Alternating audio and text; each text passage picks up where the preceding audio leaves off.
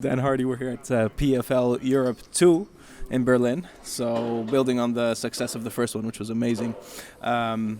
What are some things that you guys learned from the first one that you're implementing better in the second one? The biggest thing for me, the thing I've been pushing most of all is helping people understand that the fighters in Newcastle have got a place on the card in Paris. That was something I don't feel like we really got across properly on the broadcast. And part of the excitement is watching the fighters and especially this weekend's events.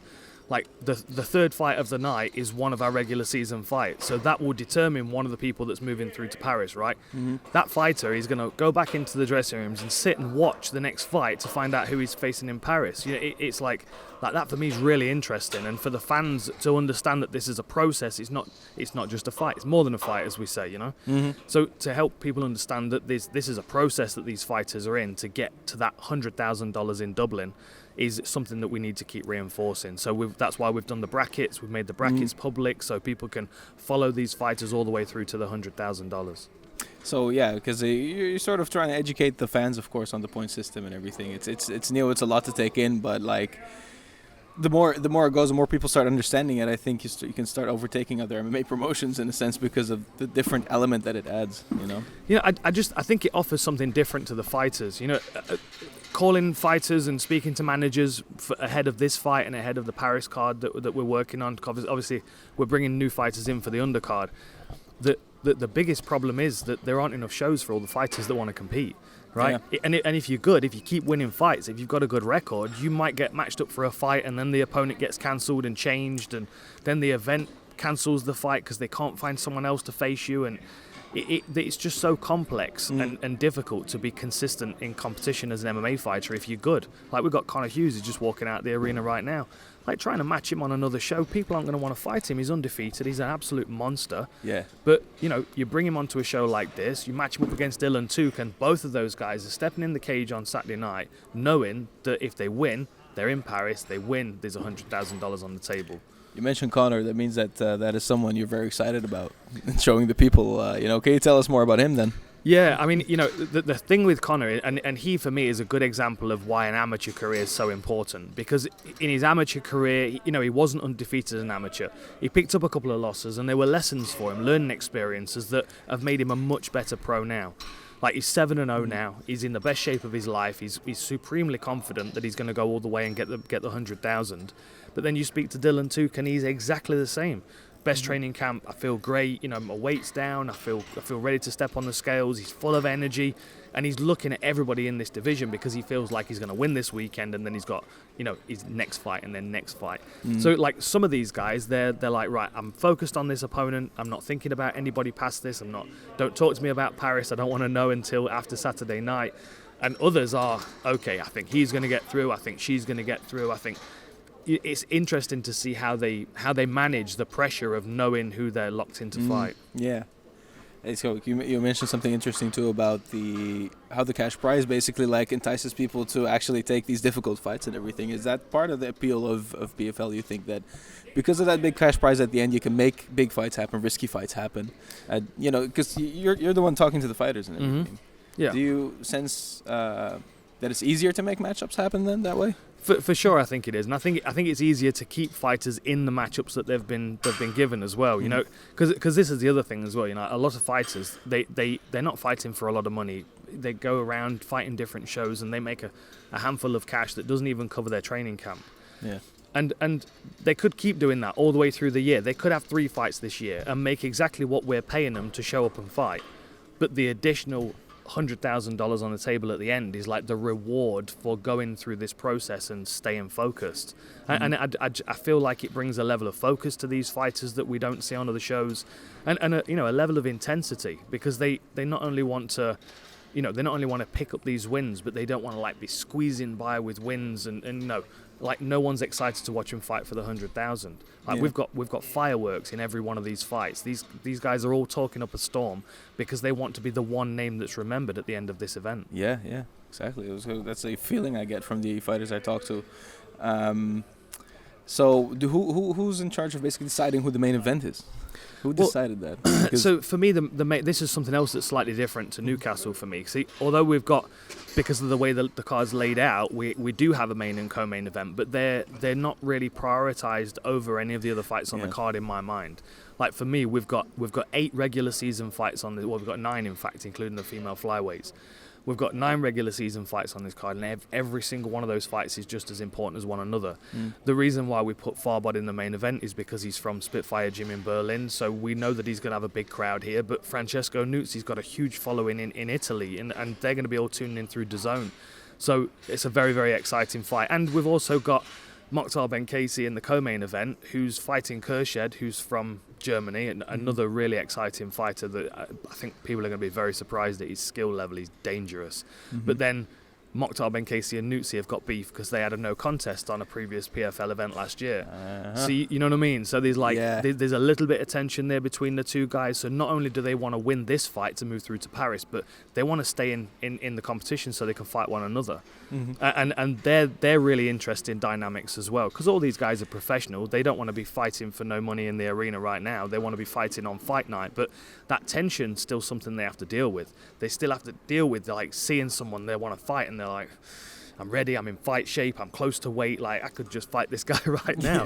You know, it's a test of their control and their professionalism, which again is a big part of what being a martial artist is. Because I see them like they're in the vicinity, they're in each other's vicinity here and everything. They look at, you can see them like, you know, looking at each other, staring each other down from a distance as well. So the tension is there, but it's also like professionalism. So for sure. And one other thing as well is like whenever I was fighting on an event, I was never in a tournament. So I would only look at the rest of the guys in the room and think to myself, well, he's my weight class. We might fight at some point in the future, right? But every one of these guys in these regular season fights, they know that if they win, it's going to be one of the other 7 people that are on this card that they're going to fight. So then there's additional tension.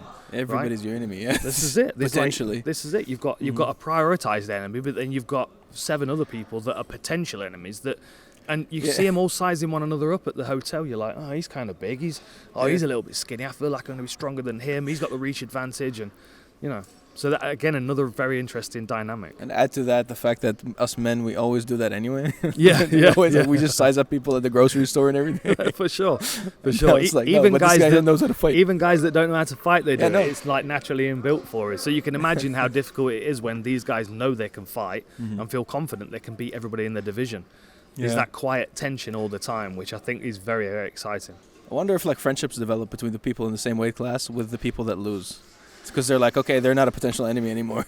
Now we can be friends. You know, potentially there are a lot of fighters that will go and train with the people that have beaten them before. You know, it's like Alistair Overeem just retired. He went and trained with Curtis Blades after he lost to him. You know, we do see that kind of stuff. But I don't know. I think these guys are going to be gunning for one another for a while because they're in the same weight class. They're in a very, very similar level, elite level MMA.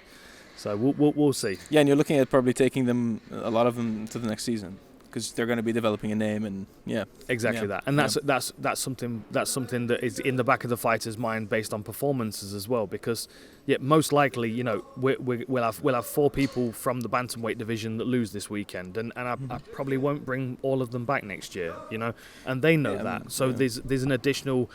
Even if I don't win, I've got to perform so I get an invite back. You know, and that's something else. I'll be watching these performances as well as the results to see who's going to fit in my bantamweight and lightweight divisions next year. Awesome, yeah. Well, I'm looking forward to the event. I know you did the breakdowns already, but let's get your predictions on how you think the UFC and co-main and main event are going to go. Sure. Where do you want to start? Moreno? Moreno Pantoja, because Moreno lost against him twice. Yeah. Things have changed. He's developed. He's been tested more now. But you know, I don't know.